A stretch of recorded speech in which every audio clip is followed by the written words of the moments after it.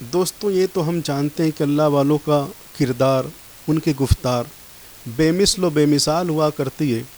حضرت سیدنا شیخ احمد کبیر رفاعی رضی اللہ تعالیٰ عنہ جو بڑے عظیم اللہ والے ہیں، بڑے عظیم اللہ کے ولی ہیں، آپ کے حوالے سے ملتا ہے کہ ایک مرتبہ آپ جب سوئے تھے، آرام فرما رہے تھے، تو آپ کی جو جھبے کی آستین تھی وہ چونکہ کافی بڑی تھی، اس وقت جو درویش ہوا کرتے تھے، اللہ والے ہوا کرتے تھے، وہ اس قسم کا لباس زیبتاً کیا کرتے تھے جو بڑے ڈھیلے ڈھالے ہوا کرتے تھے۔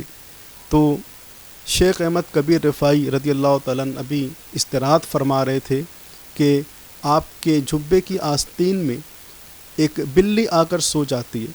سردی کا دن تھا، جس طریقے سے ہمیں سردی لگا کرتی اس طریقے سے جانوروں کو بھی سردی کا احساس ہوتا ہے اور دیگر موسم کا احساس ہوتا ہے، تو اللہ کی مخلوق پر رحم تو کرنا ہی چاہیے، یہ ایمان کا حصہ ہے۔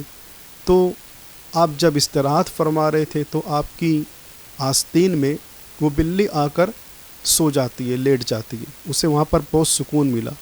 اب آپ جب بیدار ہوئے نماز کے لیے تو دیکھا کہ فجر کی نماز کا وقت تو ہو چکا ہے، لیکن یہ انتظار تھا کہ یہ آستین میں جو بلی سوئی ہے، اگر میں اٹھ کر چلا جاؤں گا تو اس کے آرام میں خلل آ جائے گا، اس کی نیند ٹوٹ جائے گی، یہ اٹھ جائے گی، اسے تکلیف ہوگی، اور اگر میں اس کے آرام کا خیال کروں اور یوں ہی میں لیٹا رہوں اور نماز کا وقت تو نکل گیا تو اس کا بھی جواب مجھے اللہ تعالیٰ کی بارگاہ میں دینا ہوگا۔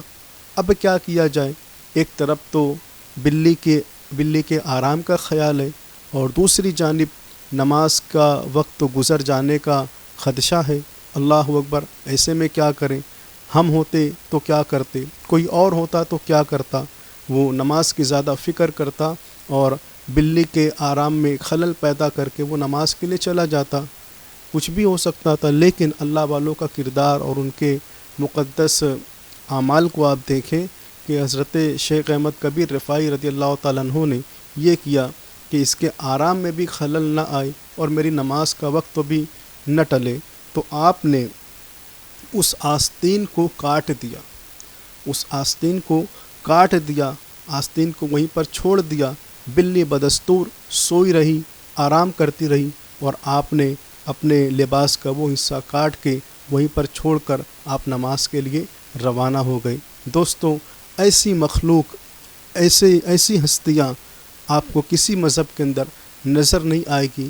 ایسے لوگ صرف آپ کو ملیں گے تو مذہب اسلام میں اور محمد عربی صلی اللہ علیہ وسلم کے چاہنے والوں کی جو جماعت ہے، اسی میں ایسے فقراء، ایسے درویش اور ایسے اللہ کے اولیاء نظر آئیں گے۔